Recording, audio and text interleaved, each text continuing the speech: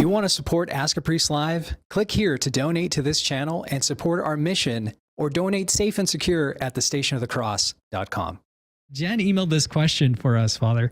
She writes, "Hi, with so much death and violence being broadcast online all over in the past couple of weeks, is it a mortal sin to view videos of these things, or is it just imprudent?" What do you think about this question, Father?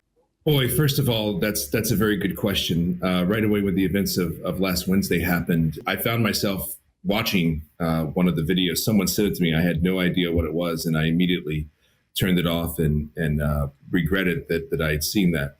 Although, of course, it did allow me an opportunity for an extra prayer for the time, when we were still had some hope. Of course, we always have hope. We always have hope in the cross of Jesus Christ. It's I'll just throw this out there. I think it's providential that we had this devastation that hit us this week with this terrible assassination of Charlie Kirk.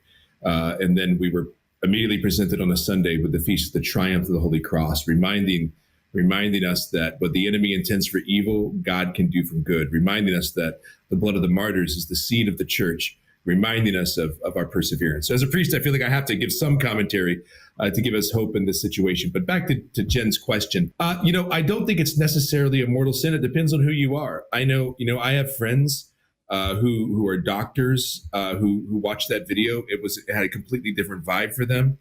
For some of them, they were actually able to commentate on what possibly could have been done if the timing was right, things like that. Certainly, there's some people who have to watch that film, right? There are investigators and so on and so forth. So I don't know that there's anything. If you're watching it in order to glean entertainment from it, of course that would be a serious sin. But I think for most of us, watching that kind of violence would be imprudent. I don't know if it's something that I would, say needs to be brought into the confessional. But certainly, if it's troubling your heart, if it's causing you to struggle, if you're worried about it, when in doubt, bring it to your confessor.